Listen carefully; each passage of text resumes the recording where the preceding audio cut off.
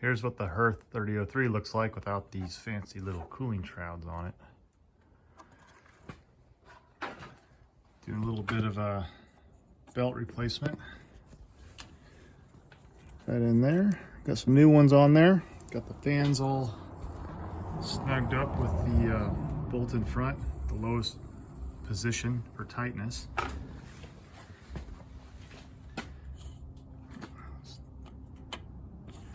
One's rubbing there.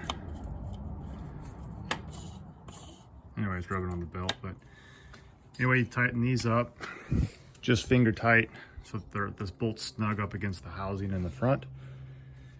Have the belts on there, then you got to put your cooling shrouds on. Then you take the fan housing here. You have to use these four bolts here. Tighten it back onto the head, down in here, and then position your cooling shrouds so they line up in the receptacle right here. And then torque it all down. Roll on the belts on the center shaft down in here. Before, you'd have to do this with a Special Tool X, which is a 5mm Allen wrench that I've had sawed off so I could get it in this little gap here. But I got smart, drilled a hole through the firewall right there. You could take this wrench, put it right through there, and then, man, makes it so much better. But you loosely do all four so you can get everything lined up nice and even, and then we'll torque it down.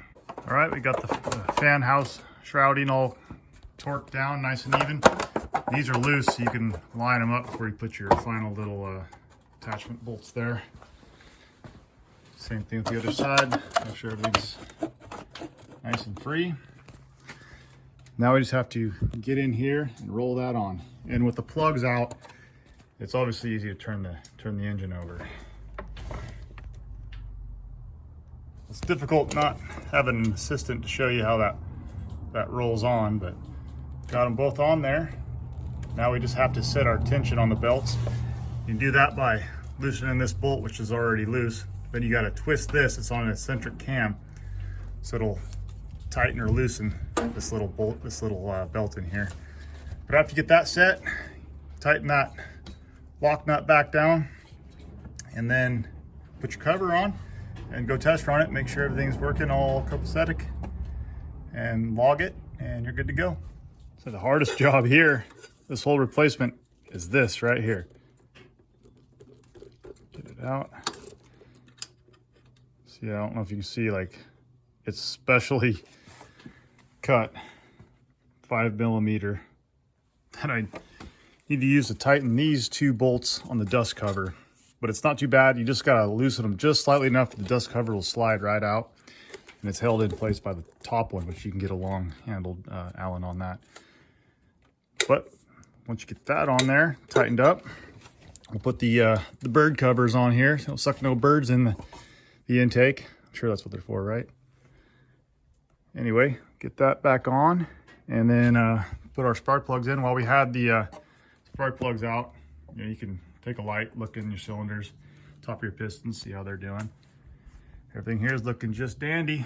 Anyway, get that on, and right now we're about 40 minutes on this install. Here's the plugs that came out of it. I think I have about 40 hours, maybe 50. I have to check the logbook on these plugs, but look at how good that fuel injection works. Keeping them looking just perfect, nice and amber brown. All right, got it all buttoned up. Covers all secured. Bird fences, dust cover, all the bolts are tight. The belts are tensioned and locked in. All your duct bolts are on tight. Plug wires, all the plugs are torqued. Ready to fire up. So that's roughly about an hour start to finish to do both of the cooling fan belts on the Hirth 3003. Anyway, thanks for watching.